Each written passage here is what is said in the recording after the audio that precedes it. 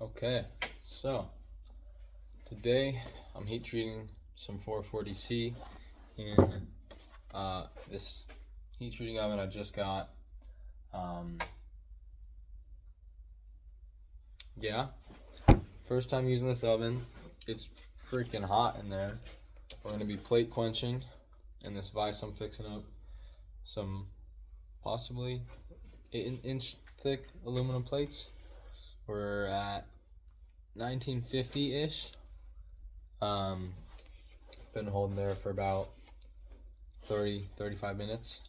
I'm gonna pull them out, put them in, grab my compressed air, and goal is to get them at 125 soon, hopefully under 60 seconds, a minute and a half or something.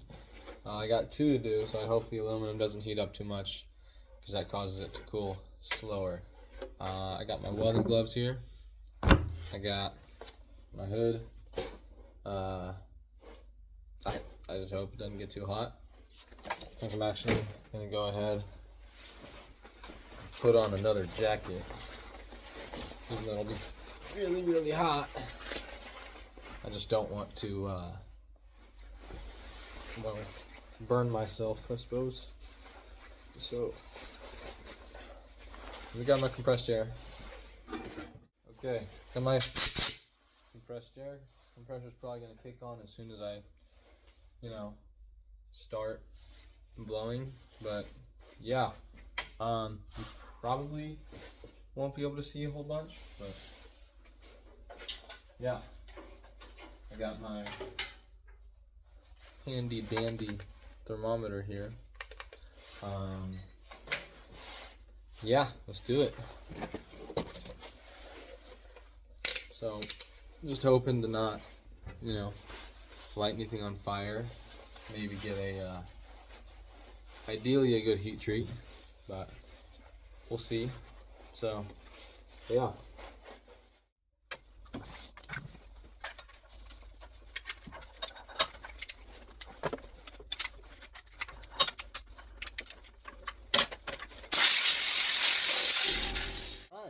So, compressor finally shut off.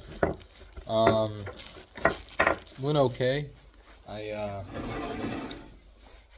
It could have gone better.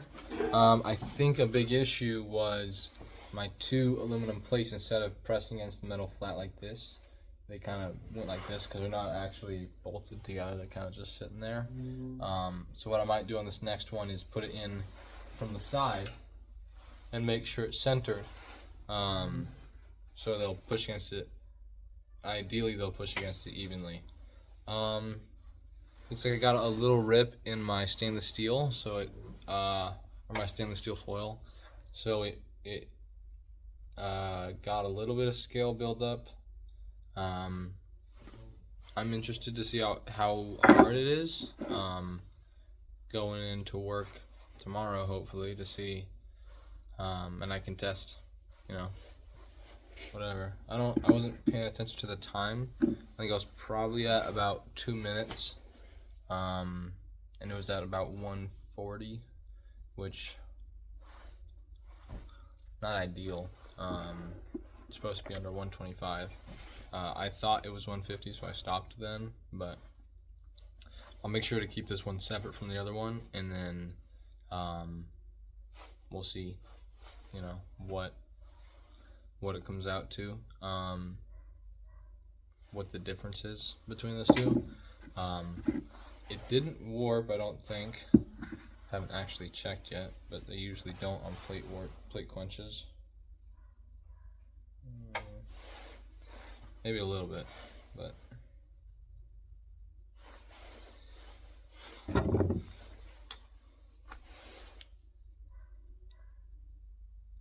yeah, maybe a little bit, but not too bad, it doesn't look like.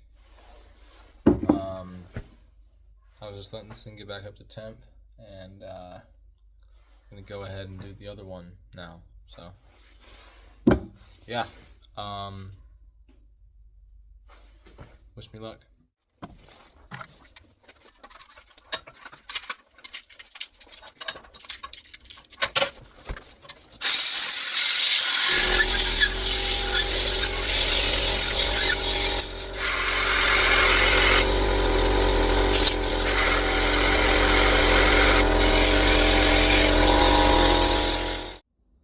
got the other one quenched. It went better than I thought it would, so that's good. I thought I might as well cut this open on video.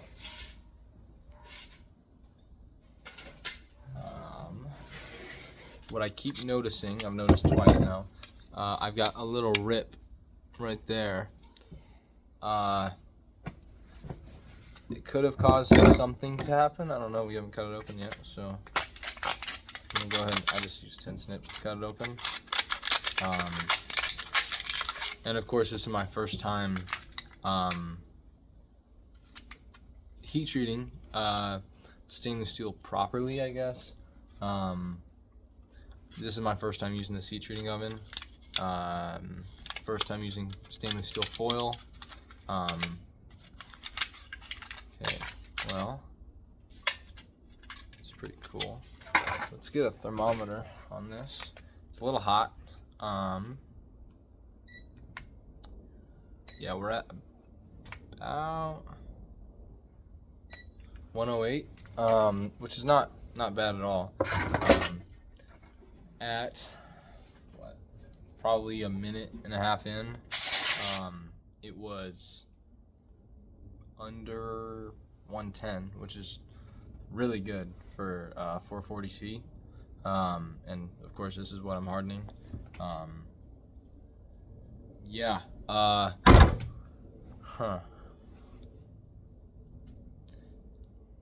Also, as I look at it, if I can show you, it's got that kind of weird, heat spot. I don't know what it was. Possibly my foil wrap wasn't totally airtight.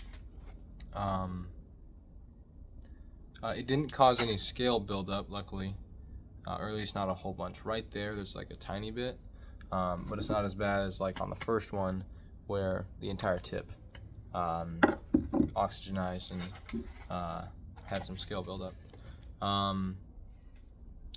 Yeah, I looks like maybe a tiny warp. Yeah, probably just a tiny warp, but nothing I can't just, tap out with my carbide ball hammer thing, straightening hammer. That's what it's called. Yeah. So, if I could do anything differently, I would probably make sure my aluminum plates are bolted down. That kind of makes a big difference in how it presses against it. Make sure you have a big enough air tank, because this pancake compressor I'm using, it didn't hold enough air, and my air started to slow down on my second one.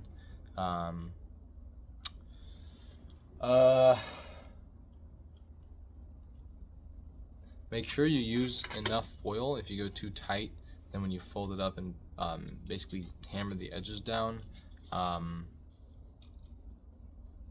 it could rip. I don't actually know why these ripped. I think it was just too tight. But we'll see later when I do more tests. I'll